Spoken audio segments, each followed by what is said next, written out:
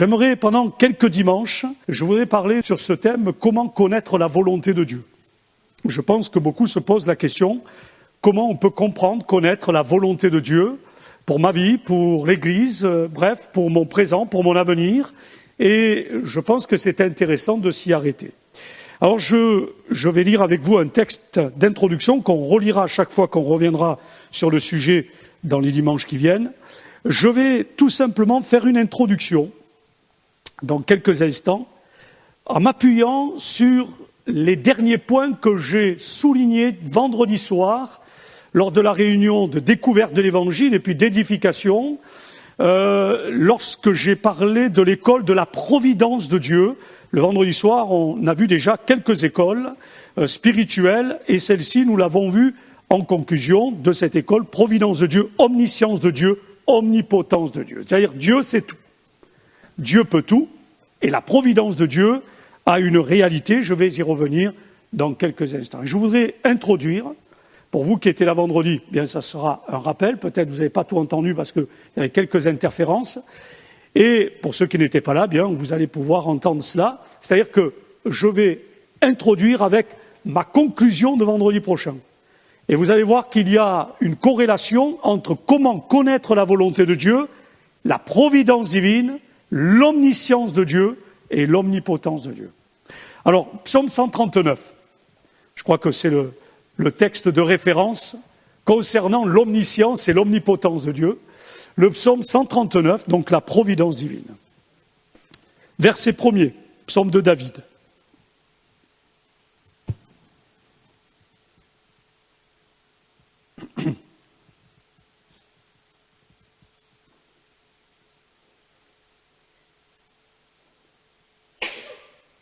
Psaume 139, verset 1er. Éternel, tu me sondes et tu me connais. Toi, tu sais quand je m'assieds et quand je me lève.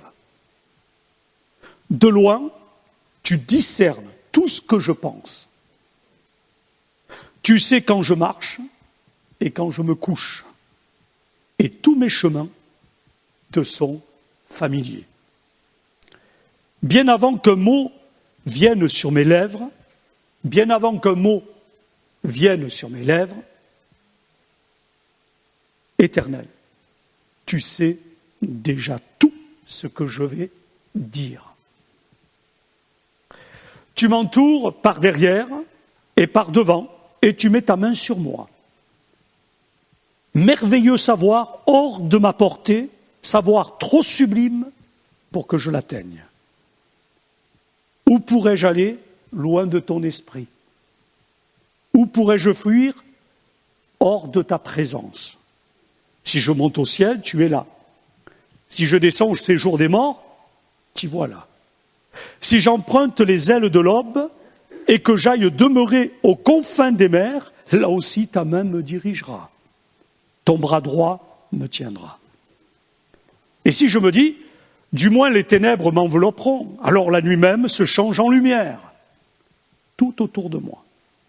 Pour toi, même les ténèbres ne sont pas obscures.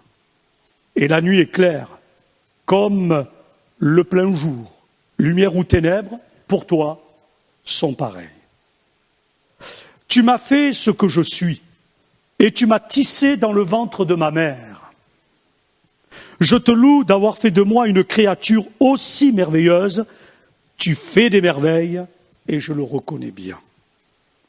Mon corps n'était pas caché à tes yeux quand, dans le secret, je fus façonné et tissé comme dans les profondeurs de la terre.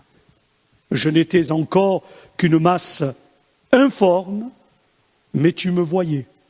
Et dans ton registre se trouvaient déjà inscrits tous les jours que tu m'avais destinés, alors qu'aucun d'eux n'existait encore. Et je rajouterai le verset 17. Combien tes desseins, ô Dieu, sont pour moi impénétrables, et comme ils sont innombrables, alléluia. Alléluia. Et tous les dimanches, on verra ce thème, comment connaître la volonté de Dieu. On relira ces versets. Je vous encourage à les méditer encore. Ça nous montre, en effet, que Dieu sait tout. Il sait tout. Et pour rejoindre ou apporter une connexion entre la providence divine et la volonté de Dieu, dans le cadre de son omniscience et son omnipotence, je prendrai l'illustration que j'ai évoquée, soulignée, lors de 2 vendredis sur le thème « L'école de la providence de Dieu », dans le sens que il est bon de comprendre comment Dieu voit les choses. Dieu ne les voit pas seulement comme nous les voyons.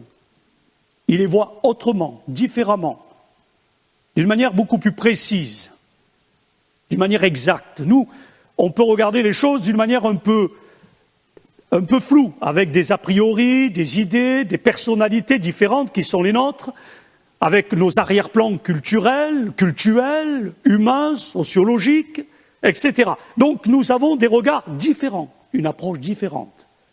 Notre Dieu, lui, voit un ensemble, l'ensemble des choses. Et alors j'avais pris cette illustration, je la reprends ce matin, comme je l'ai dit tout à l'heure, en introduction, de ce thème. Comment connaître la volonté de Dieu? Imaginez que vous êtes tout en haut d'un grand immeuble. En bas, dans l'avenue, se déroule un défilé, et du haut de cet immeuble, vous voyez le début du défilé, vous voyez le milieu du défilé, et vous voyez la fin du défilé, parce que vous êtes en haut. Et vous regardez, et vous voyez la totalité de l'événement, alors que si vous étiez dans le défilé même, vous ne verriez que ce qui est dans votre entourage direct. Dans le lieu même où vous êtes, vous ne pouvez pas voir la fin, vous ne pouvez pas voir le début, vous ne voyez que l'endroit où vous êtes. Et dans le domaine de notre vie humaine sur la terre, et particulièrement dans notre marche avec Dieu, c'est la raison pour laquelle parfois il y a des pourquoi qui surgissent, et nous en arrivons à dire à Dieu, je ne comprends pas. Mes frères et sœurs, si vous restez attachés à cette illustration que je viens de donner, vous allez réaliser que de toute manière, vous serez toujours, vous comme moi, dans cette impossibilité de comprendre tous les desseins de Dieu. Mais, quand on est attaché à lui, et qu'on le laisse contrôler notre vie, alors nous avons la certitude qu'il, lui, qui est au-dessus de nous, il va parfaitement diriger chacun de nos pas, parce que nous le laissons faire, et c'est là la volonté de Dieu dans laquelle je dois entrer, par rapport à ce qui est écrit dans la parole de Dieu, et par rapport à ce que je ne sais pas encore, qui n'est peut-être même pas encore écrit, qui est écrit selon ce que Dieu a décidé, mais que moi je ne connais pas encore. Un homme de Dieu a dit ceci: avant de connaître la volonté de Dieu non révélée, cherchons déjà à vivre la volonté de Dieu révélée. Et le gros problème de beaucoup de croyants, c'est de vouloir connaître impérativement la volonté de Dieu non révélée avant d'obéir à la volonté de Dieu révélée dans les Saintes Écritures et appuyée par le Saint-Esprit. C'est à partir du moment où j'obéis à la volonté de Dieu exprimée dans sa parole, dans ce qu'il me demande de vivre au quotidien, que Dieu, dans sa grâce, pourra alors me révéler sa volonté pour ce que je ne sais pas encore. Dieu voit l'ensemble de l'histoire, du début jusqu'à la fin. Nous sommes en pleine période d'épidémie, de pandémie, ce n'est pas terminé, le Covid-19. Nous connaissons le début de l'histoire de la pandémie. Eh oui, mais nous n'en connaissons pas encore la fin. Dieu, lui, oui.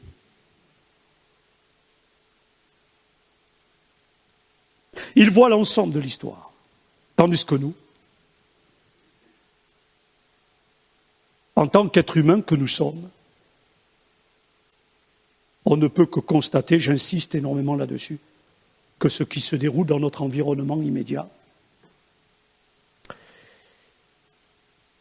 on ne sait pas ce qui nous attend, on ne connaît pas la fin des choses, mais Dieu contrôle. Et quand vous restez attaché à Jésus, vous avez une position que ceux qui ne connaissent pas Dieu ou qui ne veulent pas de Dieu et qui sont sans Dieu, sans espérance dans ce monde, n'ont pas. C'est ça, l'espérance vivante. Attachés non pas à une idole qui ne peut rien faire, à une religion qui apporte des préceptes mais qui ne change rien. Le fait de connaître Jésus, ça change tout. Connaître Jésus, c'est connaître le Dieu vivant et vrai, le Dieu véritable. Et de ce fait, le laisser contrôler toute chose, c'est intelligent. Par contre, de lui dire non, ça je le contrôle. Oui, ce matin, le Seigneur a parlé, et je bénis Dieu pour les dons spirituels. Dieu a parlé et a dit, je vous laisse faire ce que vous pouvez faire. Dans notre environnement immédiat, nous avons des choses à faire. Et je le rappelais vendredi soir.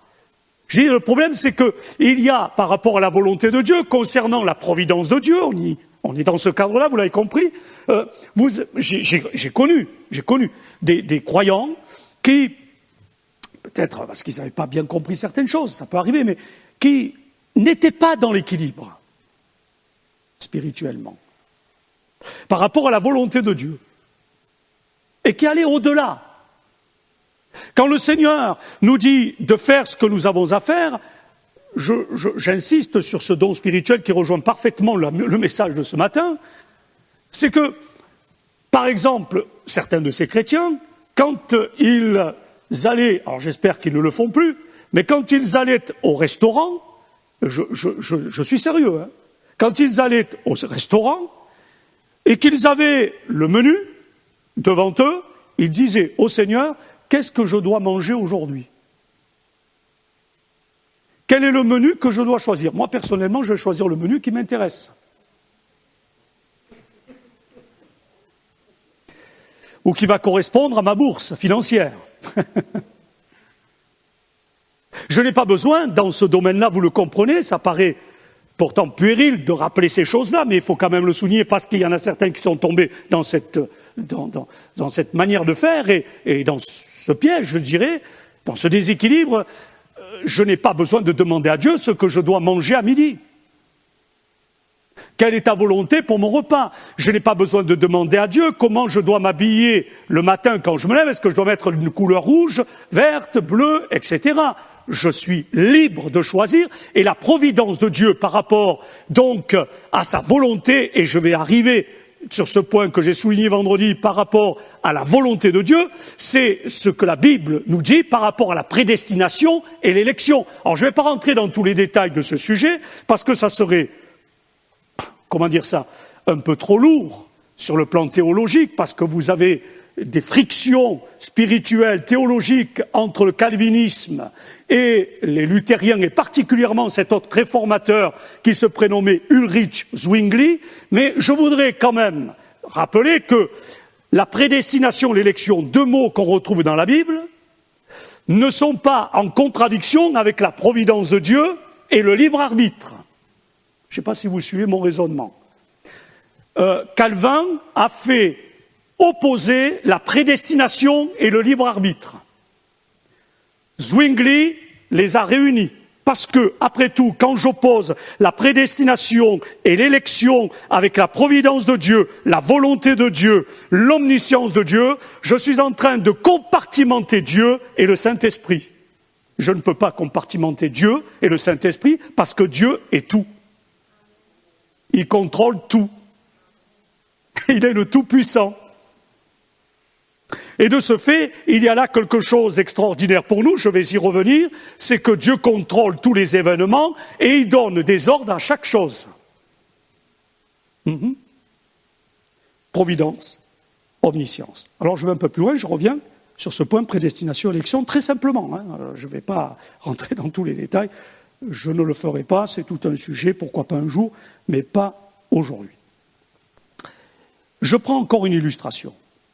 Je crois que bon nombre d'entre vous, je le disais vendredi soir, connaissent cet auteur, prédicateur, pasteur, qui a vécu il y a presque 100 ans de cela, et qui se prénomme Andrew Murray. Moi, dans ma bibliothèque, j'ai quelques livres d'Andrew Murray. Peut-être vous aussi. Et plusieurs de ces livres sont toujours édités, puisque moi je les ai dans ma bibliothèque. Et y compris ce classique, que je vous encourage à l'avoir à votre disposition parce qu'il est très intéressant, il s'intitule « Avec Christ dans l'école de la prière ». Avec Christ dans l'école de la prière d'Andrew Murray. Et pendant une période que cet homme de Dieu, parce que ça peut arriver, on est des êtres humains, avec nos fragilités, pendant une période dépressive dans sa propre vie, il a écrit les mots suivants. Alors, quand on connaît la biographie d'Andrew Murray et la période dépressive par laquelle il passe, quand on s'y arrête avec les détails qui nous sont donnés, on aurait envie, nous, de dire, si je ne connais pas la suite de ce qu'il va vivre ou de ce qu'il va dire, j'aurais plutôt, moi, envie de dire, Seigneur, eh bien, j'abandonne, je baisse les bras et je laisse tout tomber.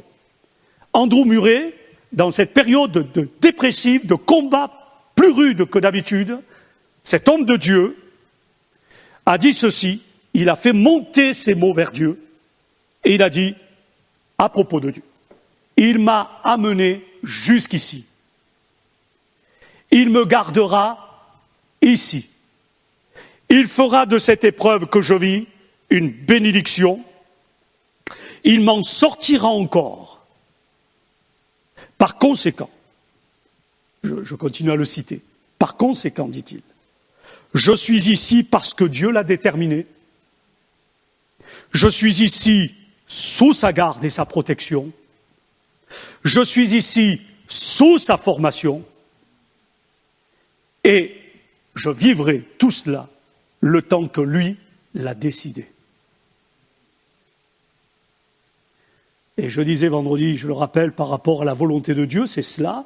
Dieu a entendu la prière d'Andrew Murray de dire « Seigneur, certes, les moments sont durs, les moments sont difficiles, les moments que je vis sont compliqués, mais je sais que tu contrôles tout. » Je le résume.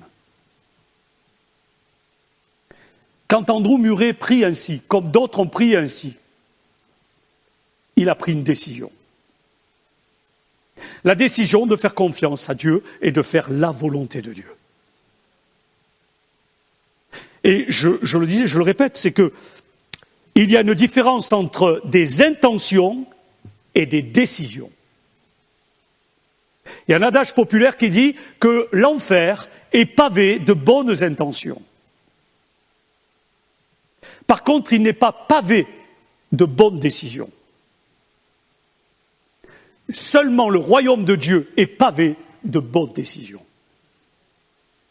Et les décisions que je vais prendre, elles auront un impact et une influence dans ma vie. Si je reste qu'avec des intentions, j'ai l'intention de faire ceci, j'ai l'intention de faire cela, ce ne sont que des intentions, ça demeure dans le cadre de projets. Mais est-ce que mes projets sont ceux de Dieu pour ma vie? La Bible dit, recommande tes projets à l'Éternel. Recommande ton sort à l'Éternel. Recommande-lui toutes choses, mets en lui ta confiance. Et alors au temps voulu, Dieu, l'Éternel, le Seigneur par le Saint-Esprit, il agira. Il agira de façon à ce que le plan qui est le sien pour ta vie personnelle, pour ton couple, pour ta famille, puisse alors s'enclencher. Il y a trop de croyants, et je le dis avec beaucoup d'émotion, mais allez, je vais dire même, je vais inclure, que Dieu me pardonne s'il ne fallait pas que je le fasse, mais j'y inclus ma propre fille. Combien de fois je lui ai dit, ma fille, Dieu t'a parlé. Je vais vous donner le témoignage. Il y a quelques années de ça, alors que nous étions en poste à Marseille, dans les quartiers nord de Marseille, nous avons servi le Seigneur pendant 6 ans. Dans l'église de Marseille-Saint-Antoine, c'est le quartier de Saint-Antoine, dans les quartiers nord de Marseille, à côté de l'hôpital Nord. Et nous avions invité 2 pasteurs à 6 mois d'intervalle pour des missions. Le premier pasteur, c'était Franck Alexandre. Le deuxième pasteur, c'était Guy Bergamini, qui lui, Guy Bergamini, a rejoint le Maître il y a quelques années de cela. Et les deux, à 6 mois d'intervalle, ont eu des paroles de connaissance, des paroles prophétiques concernant ma fille et mon gendre. Mais les paroles prophétiques qui ont été prononcées par ces deux collègues à 6 mois d'intervalle ne pouvaient être vécues par mon gendre et ma fille que si ils obéissaient au Seigneur. Il y a des conditions. Que s'ils prenaient la décision d'être sérieux ensemble. Et à un moment donné, ça a dérapé, ma fille a divorcé, et ils sont sortis du plan de Dieu. Nous prions pour qu'ils se réconcilient et se remarient, pour qu'ils rentrent rapidement dans le plan de Dieu, dans la prophétie et dans le dessein de Dieu. Alors je ne sais pas quand, mais je sais que ça se fera. J'ai la foi. J'ai confiance, mon épouse aussi. Je ne sais pas quand, mais Dieu va agir. Et à un moment donné, ils vont nous dire, on va se remarier, on arrive à la mairie, pas de problème, gloire à Dieu. Et là, je leur dirai, ce jour-là, si je peux prendre la parole, je leur dirai à tous les deux, maintenant, vous allez rentrer à nouveau dans le plan de Dieu. Avec votre fille, notre petite fille Naomi. Le Seigneur veut faire éclater sa gloire. Mais il y a d'abord l'acceptation de la volonté de Dieu, je l'ai dit tout à l'heure, j'insiste, l'acceptation de la volonté de Dieu révélée dans sa parole, dans l'obéissance. Pour entrer dans la volonté de Dieu qui n'est peut-être pas encore révélée pour notre vie, votre vie. Andrew Murray a pris une décision. Chaque décision, je le disais tout à l'heure, c'est un libre choix, c'est un libre arbitre que nous avons. Ce n'est pas en opposition avec la prédestination et l'élection, avec la providence de Dieu et l'omniscience de Dieu, exprimée dans le psaume 139 par David. Nous avons un libre arbitre. Et je l'ai dit tout à l'heure, quand vous allez au restaurant, vous allez choisir tel ou tel menu, bien vous fasse. Vous allez vous lever le matin, vous allez choisir tel ou tel habit. Bien vous fasse, vous allez le faire librement. Mais ça peut faire sourire. Mais il y a quelques années de ça, un de mes collègues qui était pasteur à Antibes, maintenant il est très âgé et à la retraite depuis quelques années, il a été appelé par une femme cette femme avait une relation familiale avec la famille Picasso. Et donc elle habitait sur les hauteurs d'Antibes, c'est-à-dire là où il y a les villas, excusez-moi, des propriétés, ça se chiffre en plusieurs millions d'euros. Et donc cette femme, un jour, elle contacte mon collègue, et elle dit, monsieur le pasteur, j'ai eu vos coordonnées, je ne sais pas comment elle les a eues, j'ai eu vos coordonnées, j'aurais besoin de vous voir et de parler avec vous. Est-ce que vous voulez bien venir chez moi? Et mon collègue a dit, d'accord, on est disponible. Ah, il est parti, là, sur les hauteurs d'Antibes. Il est arrivé à l'entrée de cette grande propriété, surveillé.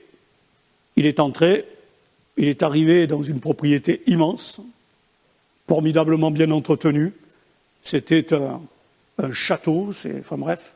Il a été accueilli par un majordome. Et puis, madame est arrivée dans le petit salon.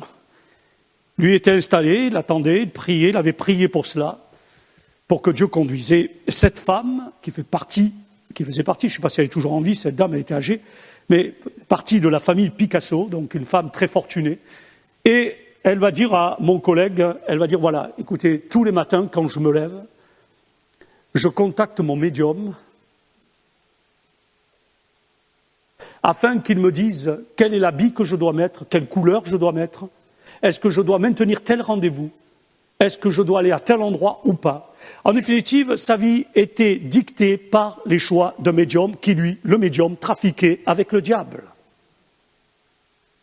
Et à un moment donné, elle a fini par se rendre compte que sa vie partait dans tous les sens. Parce que quand elle se laissait conduire ainsi par les désirs de l'adversaire qui ne veut que dérober, égorger et détruire, elle a fini par réaliser, que Dieu soit béni, elle a fini par réaliser que sa vie n'allait pas dans le bon sens.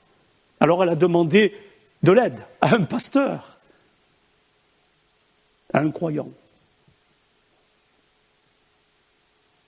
Et mon collègue a fait son travail pastoral en lui disant « Mais madame, il faut arrêter. Il faut arrêter. » La Bible met en évidence que ces pratiques-là sont en abomination à ses yeux. Et il lui a expliqué que le diable ne lui voulait aucun bien. Et que dans des petites choses qui paraissent tout à fait basiques, peu de choses, quelle couleur, quel habit, qu'elle était en définitive liée, esclave. Non pas de la vie, mais de la mort. Non pas de la lumière, mais des ténèbres. Non pas d'un plan béni, mais d'un plan maudit. Et il y a combien d'hommes et de femmes qui laissent leur vie être dictée, certes avec un libre arbitre, mais en définitive, ce n'est pas un véritable libre arbitre, certes une décision, mais ils se mettent dans l'esclavage de quelque chose ou de quelqu'un, et particulièrement du péché. La Bible dit que l'homme est esclave de ce qui triomphe de lui-même.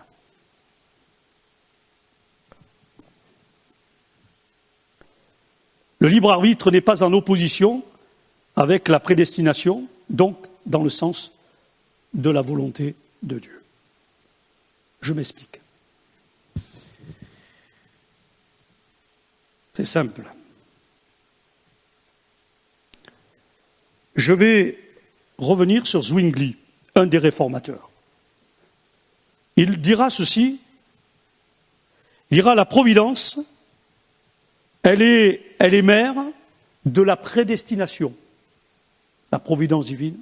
En fait, la prédestination naît de la providence. C'est facile à comprendre. C'est ce qu'a dit Zwingli. Et nous... J'ai un petit souci, voilà. Nous pouvons voir la prédestination par rapport à la volonté de Dieu en 3 points. Premièrement, premier point. Du point de vue humain, nous sommes... J'ai un petit problème avec ma tablette, ça arrive. Et souvent, j'ai des problèmes avec tous mes appareils. Mes appareils sont attaqués. Nous pouvons voir la prédestination en 3 points. Premièrement, d'un point de vue humain, nous sommes complètement libres. Je l'ai dit, on se réveille le matin, nous avons le choix de rester au lit ou de nous lever.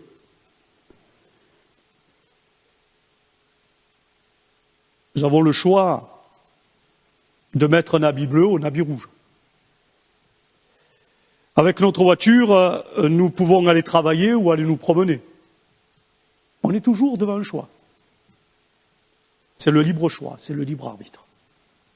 Aucune force ne nous poussera à manger des frites ou des pâtes. Je le dis avec beaucoup de simplicité, d'humour. C'est vous qui décidez. Deuxièmement, Dieu voit et connaît tout ce que vous faites. Je reviens sur ce qu'on a lu tout à l'heure, le psaume 139. Il entend tout ce que vous dites. Et un jour, Dieu vous jugera, nous jugera pour tout cela. Rien ne lui échappe. Comme nous l'avons lu, si dans son registre se trouve déjà inscrit tous les jours de ma vie, lui, il sait à quel moment je vais quitter cette terre. Il n'y a que lui qui doit couper le fil, comme dit l'Ecclésiaste, le fil d'argent, la vie. C'est pas à moi à arrêter ma vie, ça c'est interdit. C'est pas ce que Dieu attend de nous. Lui, il nous a donné un laps de temps de vie sur la terre. Il ne faut pas le gâcher, il ne faut pas le perdre. Le temps passe vite, vous l'avez remarqué, il suffit que je me regarde dans ma glace le matin, dans mon miroir. Oh miroir, dis-moi, oh miroir, oh combien j'ai pris un coup de vieux. Oui. Il me dit oui tous les matins. Je vous remercie pour vos encouragements. Mais pas vous. Vous, votre miroir vous dit le contraire. Tant mieux. Il faudra me donner sa marque. Ceci étant dit, tout est transparent devant lui. Et si, en effet, oui, effectivement, se trouve inscrit dans son registre tous les jours qu'il m'a déjà destinés, avant qu'aucun d'eux n'existe encore, alors que je n'étais rien du tout, je n'existais pas, Dieu avait déjà prévu mon existence.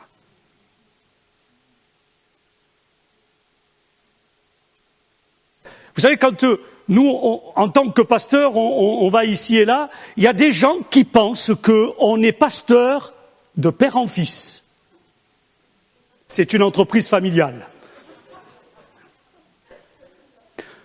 Je n'ai rien contre les enfants de mes collègues qui sont devenus pasteurs, que Dieu les bénisse. Bien sûr, à partir du moment où ils sont dans la volonté de Dieu par rapport à un appel, pour ministère don de Christ, Éphésiens 4, pas de problème. Mais je ne parle pas des croyants, je parle des incroyants. Ils pensent que c'est une affaire familiale. Et quand je leur dis non, ils ne me croient pas. Je dis premièrement, mon fils n'est pas pasteur. A-t-il reçu un appel? Je n'en sais rien. C'est entre lui et Dieu. Je ne sais pas où il est là actuellement. Il est derrière moi. Dieu le bénisse. Et sa chère et tendre épouse aussi.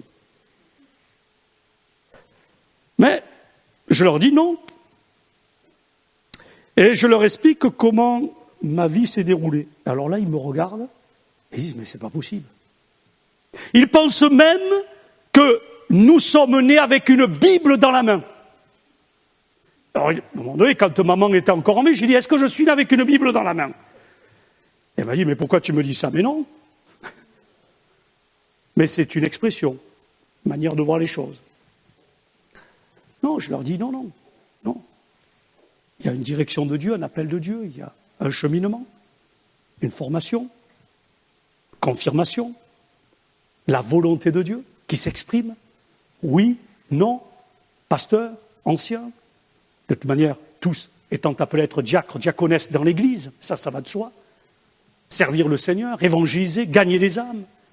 Pour la gloire de Dieu, pour le royaume des cieux, c'est la chose la plus importante. Et là aussi, nous avons un libre arbitre. Mais la vie passe vite. C'est pour ça que je vous ai dit, ne perdons pas de temps. Parce que, je l'ai dit avec beaucoup d'humour, en parlant du fait que je me regarde dans mon miroir le matin, mais mes frères et sœurs, c'est une réalité. Le temps passe très vite. Je disais hier à à mes collaborateurs, je disais, mais aujourd'hui, je récupère plus difficilement qu'il y a 10 ans, 15 ans en arrière. Et je ne peux pas faire autrement. Dans ma tête, je serais prêt à foncer, mais mon corps, il me dit, non, non, tu te calmes. C'est comme ça, je m'adresse aux plus jeunes, vous en rendrez compte assez tôt. Enfin, ou assez tard. Tout est transparent devant lui. Nous avons une libre volonté, mais nous sommes de toute manière à 100% responsables pour les choix que nous faisons. C'est pas la faute du voisin, les choix que je fais, les décisions que je prends, c'est trop facile. Moi je trouve que c'est irresponsable de dire Seigneur, oui, mais j'ai fait ce choix, ma prédestination, l'élection, ta volonté, oh Seigneur. Non, je fais mes choix, je dois être responsable de mes choix et de mes décisions. C'est trop facile, si je me trompe, de dire, c'est la faute d'un tel, c'est la faute de telle organisation, c'est la faute de la société, c'est la faute. Quand Adam et Ève, je reviens au livre de la Genèse des commencements, ont péché, ont désobéi à Dieu, ont manqué le but. Et ça a commencé par Ève. Ah, c'est pas moi, c'est le bonhomme que tu as mis à côté de moi. C'est trop facile. Alors lui, il ne savait pas comment se dépêtrer de la situation. Il a dit, c'est le diable. Ben oui. Puis le diable, lui, oui, c'est moi. Parce que lui, il est toujours content. Mais c'est terrible sur le plan humain de chercher toujours un coupable. Alors il y a des situations où il y a des coupables. Mais ce n'est pas toujours le cas. Nous sommes responsables de nos choix. Nous sommes responsables des mots que nous employons, des pensées que nous pensons. Et le Seigneur ne va pas juger que les choses importantes, mais il va juger aussi les petites. Troisièmement, par rapport à la prédestination, Dieu sait à l'avance quels sont ceux qui vont, par leur libre choix, leur libre arbitre, se tourner vers Dieu, accepter Jésus comme Sauveur et Seigneur. Dieu le sait déjà, je vous l'accorde. Il sait. Dieu va parler à la personne, Dieu parle à tous les hommes. Il est venu chercher et sauver ceux qui étaient perdus. Il use de patience afin qu'il n'y en ait aucun qui périsse. La prédestination, l'élection n'enlève rien au fait que Dieu veut sauver tous les hommes, même s'il sait déjà toutes choses. Il insiste, il persiste, il est patient. C'est la personne qui va faire le libre choix. Mais Dieu le sait déjà puisqu'il sait tout. Dieu donne à tous les hommes donc la capacité de répondre favorablement au salut. Tout homme est responsable de son choix, toute femme. Christ est mort pour tous. Dieu ne veut pas que les hommes périssent. Dieu appelle tout le monde. Et je termine sur un premier point de ma conclusion sur ce thème, comment connaître la volonté de Dieu, par rapport à la prédestination et l'élection qui rejoint la providence divine et la volonté de Dieu. Pour l'expliquer très simplement, et j'espère que ça vous marquera, comme ça, sur le plan théologique, vous serez au clair là-dessus. Et si un jour on vous pose la question, mais explique-moi la prédestination et l'élection, vous allez pouvoir leur expliquer très rapidement, très simplement et d'une manière très compréhensible.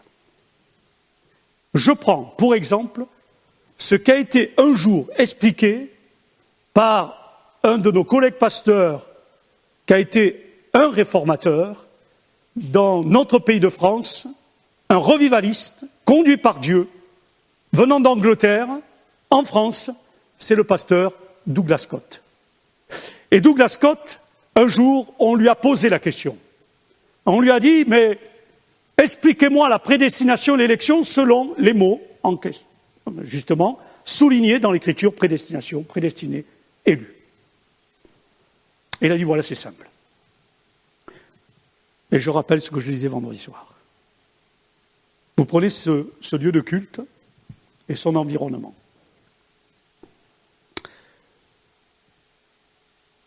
Dimanche matin, on est présent. Le lieu de culte est ouvert, c'est un lieu public. N'importe qui peut venir, rentrer, sortir, quand il veut. Le portail est ouvert, la personne arrive, elle dit « Tiens, je vais y aller ». Le portail est ouvert, elle prend la décision, elle a son libre choix, elle prend son véhicule, elle vient à vélo, elle vient comme elle veut, à pied, elle entre, le portail est ouvert. Première porte. Vient avec un véhicule, il se gare, sort de son véhicule, deuxième action, qui est importante, je sors de mon véhicule, je fais le pas, je vais franchir une deuxième porte, celle du lieu de culte, dans lequel est annoncé l'évangile, dans lequel il y a la louange, l'adoration, où Dieu est présent, parce qu'il a dit, là où 2 ou 3 sont rassemblés en mon nom, je suis au milieu d'eux. Et à partir du moment où la personne arrive devant la porte de l'église pour entrer dans l'église, si elle y entre, la prédestination, l'élection se manifeste. C'est-à-dire que, sur la porte de l'église, à l'extérieur, c'est comme s'il y avait une pancarte où il y a marqué « prédestination ». Et à l'intérieur du lieu de culte, il y a une autre pancarte sur la porte, à l'intérieur, où il y a marqué « élection ». Tant que je ne suis pas entré, et je ne parle pas que du lieu de culte, je parle dans la grâce, dans le salut, en Jésus-Christ. Mais pour ce faire, il faut que j'entende l'évangile. Alors ça peut être un lieu de culte, ça peut être le rendez-vous en visioconférence le mardi, le vendredi, ça peut être en acceptant de lire un traité, un évangile offert sur le marché par nos équipes d'évangélisation, ça peut être par toutes sortes d'autres moyens. Je fais le pas. Tant que je ne le fais pas, je suis prédestiné. À partir du moment où je le fais, je rentre dans l'élection. Ce n'est pas Dieu qui fait un tri, c'est l'homme qui se trie lui-même en disant après tout, est-ce que j'y vais, est-ce que j'y vais pas, est-ce que j'entre ou j'entre pas, est-ce que je fais ou pas le pas. Ce n'est pas Dieu, c'est l'homme qui décide, après Dieu agit en conséquence. Mais une fois que je suis rentré dans l'élection, Je suis en effet dans la volonté de Dieu pour mon salut, en Jésus-Christ. Mais une fois que j'y suis, il faut que j'y reste. Parce qu'à partir du moment où je sors, et je ne parle pas du lieu de culte, je sors de Christ, je sors de la présence de Christ, je sors de l'obéissance à la parole, je sors de la mise en pratique de la volonté de Dieu révélée dans sa parole, par l'action du Saint-Esprit, à ce moment-là, je retourne dans une position, non pas d'homme élu, mais d'homme prédestiné. Tous ceux qui sont dans la prédestination sont perdus. Tous ceux qui sont dans l'élection en Jésus-Christ sont sauvés. Est-ce que vous avez suivi? C'est simple? Voilà. Alors sur le plan théologique, c'est plus compliqué que ça, mais sur le plan de ma position de pasteur Laurent Lenoir, c'est très simple. J'ai fait que reprendre ce que expliquait Douglas Scott, parce que c'était un homme, un évangéliste, très simple aussi, et je pense que tout le monde peut comprendre ça. C'était mes premiers points d'introduction. Donc j'ai dit, je ne sais pas combien de dimanches, comment connaître la volonté de Dieu. Dimanche prochain, on continuera. Dimanche d'après, on continuera. Gloire à Dieu. Et on avancera sur ce thème, la volonté de Dieu par rapport à la providence divine. Bien sûr, il y aura toujours en fond la prédestination, l'élection. Vous l'avez compris maintenant.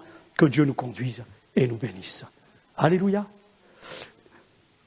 Oh Seigneur, que c'est bon de te laisser nous parler, de te laisser nous instruire de tellement de manières.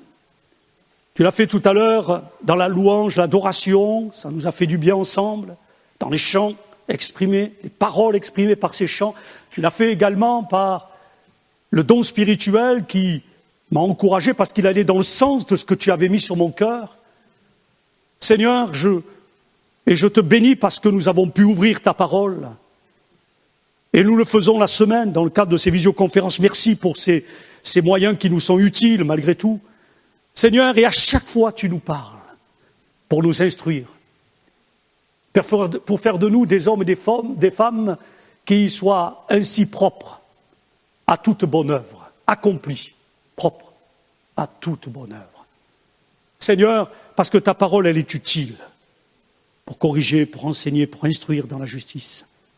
Pour que toute chose aille dans le sens de ce que toi, tu as décidé depuis toute éternité. Ce que tu as décidé, c'est bon.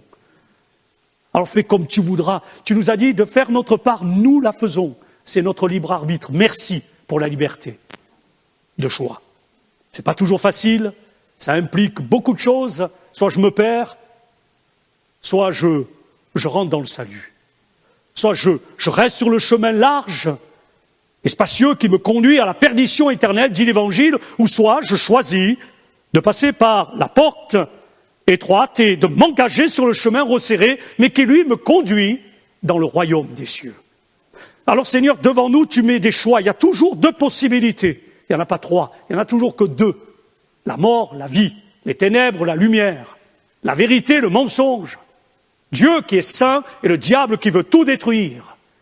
Mais nous sommes là, à l'écoute, et nous voulons demeurer dans l'élection spirituelle parce que nous avons fait ce choix. Nous ne voulons pas retourner dans une position de prédestination, nous voulons être dans ta volonté, et ta volonté c'est que nous soyons à toi, c'est que nous soyons sauvés, c'est que nous soyons à Christ, c'est que nous soyons tes serviteurs et tes servantes, nous soyons des hommes et des femmes qui travaillent pour le royaume de Dieu. Seigneur, bénis mes frères et sœurs, ceux qui sont là en présentiel, ceux qui sont en visioconférence directe, ceux qui, hommes et femmes, ne sont pas encore là, mais seront là demain, après-demain. Je parle de ceux qui vont se convertir, ici comme ailleurs, dans ce pays, en Europe, dans le monde, même s'il y a ce coronavirus, ce Covid-19, peu importe, Seigneur, fais éclater ta gloire. Nous, ce que nous désirons, nous l'avons compris ce matin, c'est de rester dans ta volonté qui est bonne, agréable et parfaite.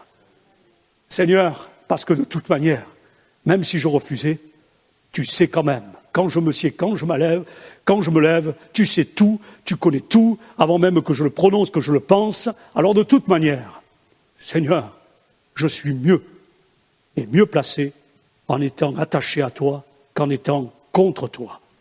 Dieu soit béni, à Dieu soit la gloire. Amen. Amen.